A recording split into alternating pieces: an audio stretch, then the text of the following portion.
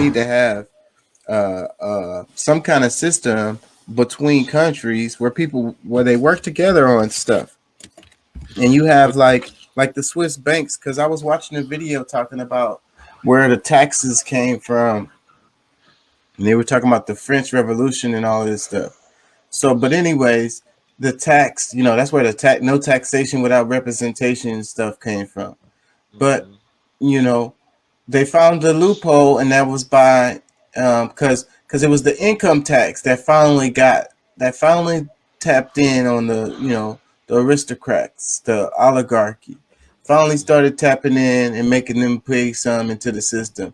So they was like, okay, whatever, we're not paying no income tax.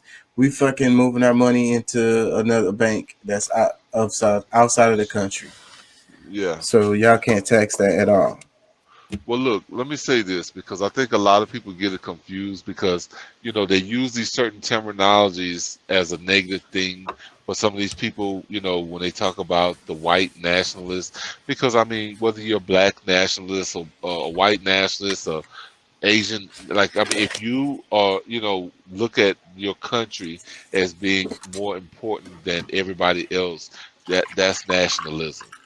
But those who are global, they'll say, screw the country I live in because they get a better profit by, taking everything around the world because they can exploit people, like they don't have to be fair with anybody.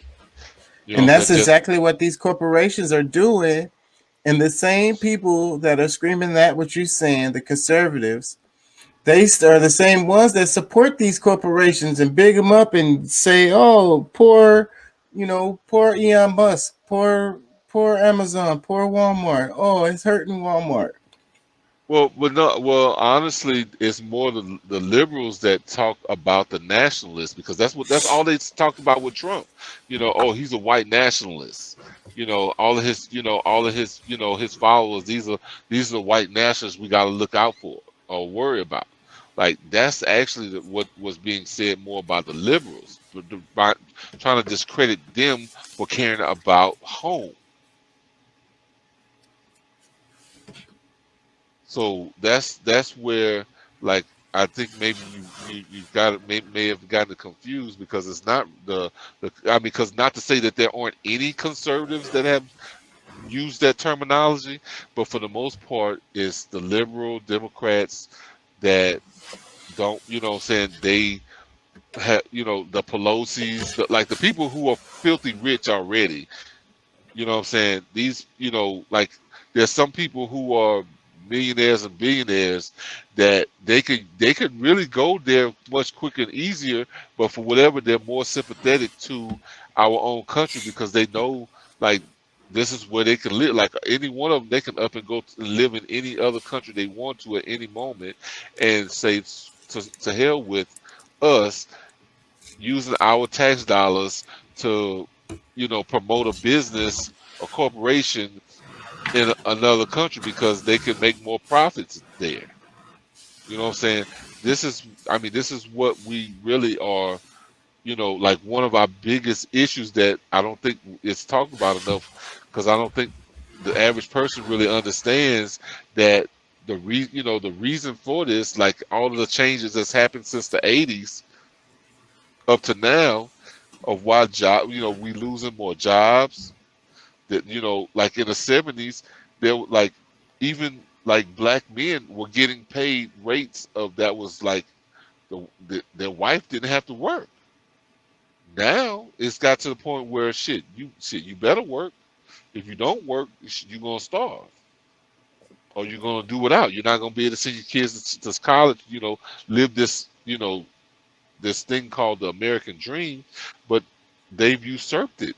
They've taken it for themselves. They're the ones living the American dream or whatever dream that they want that they've created, where it's leaving the average American behind. And that's So exactly what's happening. So that's the class system. So, but then the rest of us trying to have this American dream, that's what puts us on that damn hamster wheel. But I think that the kids, a lot of the Generation Z, they are opting out of that whole thing. they opting out of the American dream. They off that, you know. They are more about work life balance and finding. But when I was there's no, watching this video about this guy who he made like a tiny home and he put it on a trailer. So then that called it a reconstruction or whatever, a rebuild or whatever. So then that way it made it legal and shit. And so he does a lot of videos talking about living off the grid. He uses a wood fire stove and stuff like that. So, Mhm. um, but people watch his videos and then they figured out where he was at and had the police come into his house and shit and trying to get his place demolished, trying to get him evicted and stuff like that.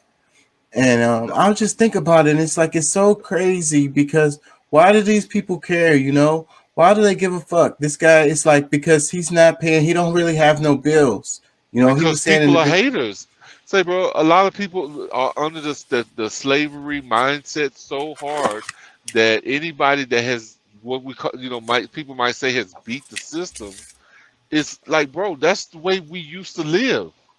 Like that's how everybody, like, even if you had a job or business or whatever, like you grew your own food, you raised your own animals, you shared with other people like-minded, and you kept, like, you had your own community where you could, like, if you don't do that soon, like you're gonna be screwed because, like, at some point, unless, like, people really get involved and really care enough to do something different than they've been doing, like, they're gonna get ate up.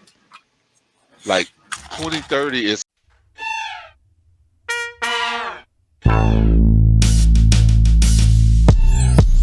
coming, and their plans are unwinding. Like, unless you know